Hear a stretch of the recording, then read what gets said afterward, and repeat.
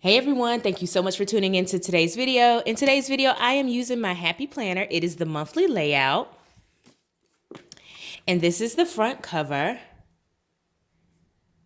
I really enjoy this planner, and I'll get right into the video.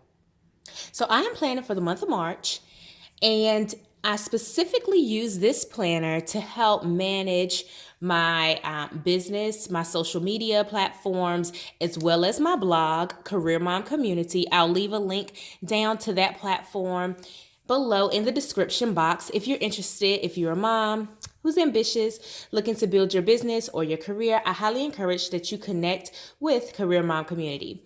So I use this planner, as I said, to plan for my activities, my theme for the month across my platforms.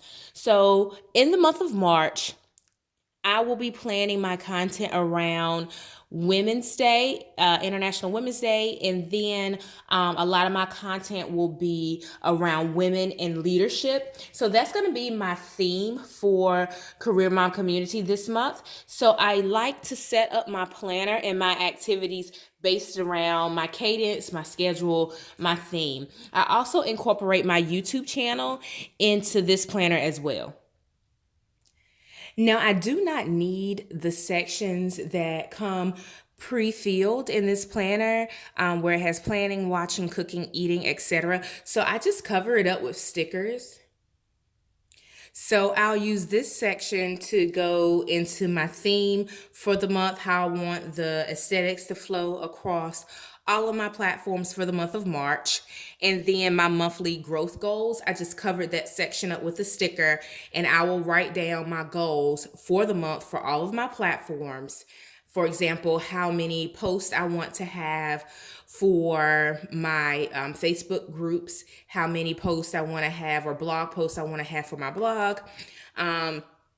I also take on coaching and consulting clients. So I do have a goal for that for March. So I'll include that in that section here.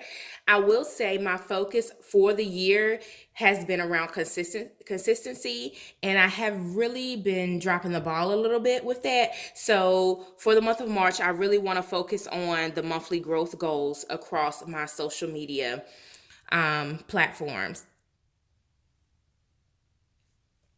The section for birthdays this month, since this is not my personal planner, I covered it up with a sticker that says be different, and I'll do a brain dump just about my ideas for my social media management for the month of March. So this is how I like to set up this page, and I'll go in and write down my big ideas. So anything that I want to blog about, anything that I want to have a special Facebook post on, anything that I need for my social media management, I like to capture it here at a very, very high level. I don't like to go into details. I like to focus on the theme, the look, the feel for the month, as opposed to the exact details. So I won't use this to highlight specific blog posts. I'll do that in the other sections. So that's how I like to set up this page. So just as an example, my big idea for March is highlighting mommies in leadership. And then we're celebrating International Women's Day, as I said previously. The next page for this planner includes the month's grid, and I really like to go into details on this page in terms of when I will post, the timing, any special one-off posts, any Facebook Lives, and things like that. So I capture that in this section. As you can see, I don't use many stickers in this section. I typically just write down my ideas. I feel like it can get overwhelming as it is managing mommy life, managing my career, managing my social media, my blog, YouTube, etc. That I don't like to overwhelm myself. Like when I look at this, I want to know, okay, I need to make sure that I'm ticking and tying with my posts, my frequency, and things like that. So I don't really put a lot of stickers on my monthly spread for that reason. And this really keeps me accountable. So I didn't write down each and everything that I have to do, just for the sake of time. And then some things kind of gets into the nitty gritty of my posting style. So at any rate, I like to, if I have something that's recurring, I just like to draw an arrow, and I know that it accounts for the entire week. The other tip that I'll share, if you are building a brand, if you're building a YouTube channel, a blog, or a business, consistency is key. Consistency is key. And I've struggled with that, you guys. I'm trying to tell you, come up with a schedule and stick to it no matter what. No matter what. Be determined that you're going to stick to your schedule. That's my encouragement for you for this video. If you are looking to build anything great, if you're looking to grow your social media, your brand, be consistent. So I set a schedule to have my Mommy Monday motivations, my weekly Working Mom Wednesday tips, and then my Fun Fridays. So be consistent with that. That way your audience knows that on Friday, hey, she's going to post something that's going to, be funny and, just a break from the mundane of like a long week.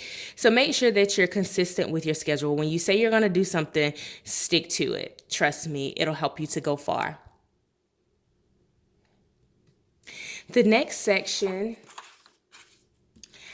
I really like this section of the planner as well because I can repurpose this for a lot of my brainstorming. When I come up with ideas, I like to keep all of my ideas in one place. I know sometimes I can have multiple notebooks, but this really helps me to stay organized. So, and I also like that it has a tracker.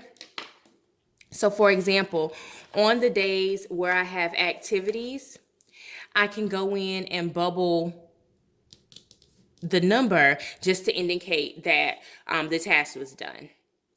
So I really like that it has a habit tracker. I also like that it has the top 3 things to do so that, again, I'm not becoming overwhelmed, or I'm not overwhelming myself thinking about all of the things that I have to get done. So each month I like to pick something and really focus on it and make sure that I'm closing the loop on that before I add new things onto my plate. I also like this because it has the checklist and just really a lot of space to just write down ideas. So I repurposed this section just a little bit after going back to look at my previous page where I do capture some goals at the top. And I just repurposed this to have like an overarching goal and a why. So my second tip that I'll leave you with is make sure your why is big enough to keep you accountable. So when I'm doing my planner spreads specifically for the month, I like to make sure that my why is big enough to keep me accountable to everything that I'm doing. If my why is not strong enough, then I can easily fall apart, easily be swayed, and detour from the goals that I've set out for the month. The last section that I'm going to quickly go through includes these daily to-dos. So in this planner, it doesn't have the weekly layouts after the monthly spread. And I have a love-hate relationship with it, to be quite frankly honest.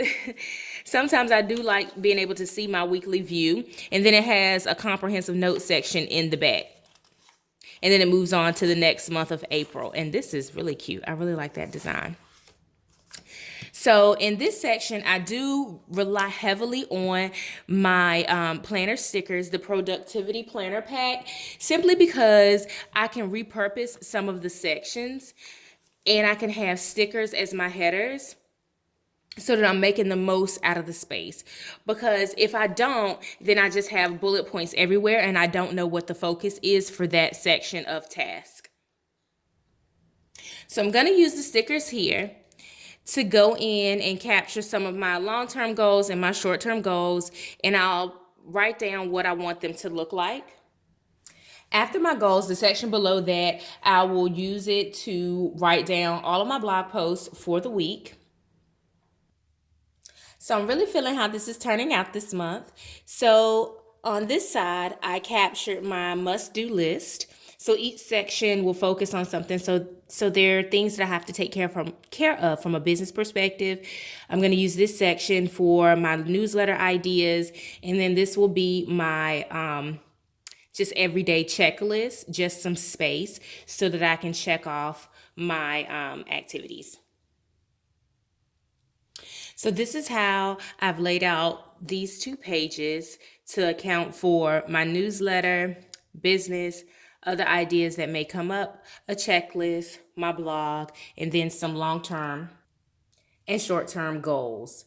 So my lighting keeps going out on me, so apologies for that. The next section for the daily to-dos, I won't go into that. I'll let this page evolve over the month.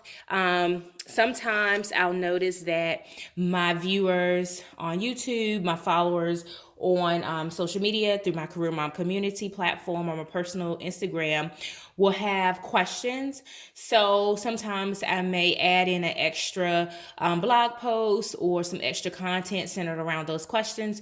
So when things like that come up, I like to keep a section for just fresh ideas, new ideas that maybe deviate just a little bit from what I set out or plan to do. Not that I'll go completely off the rails from my theme, but I do like to be open to allowing my content to evolve based on my viewers. And that brings me to my third and final point for this video. Be flexible as you're managing your businesses, as you're managing your brands, your platforms, your ideas, coaching, consulting, whatever it may be. Be flexible. Sometimes we have to have more of an agile mindset to always just inspect and adapt based on what we're doing. So I hope you found this video helpful. I really enjoy using my Happy Planner for managing my brands, my businesses. So leave a link down below. Do you go into this much detail when you're planning your social media content specifically for your businesses or your brands? I'm curious. Let me know down in the comments below. Also, make sure that you hit subscribe. I would love to welcome you to my YouTube family. Bye for now.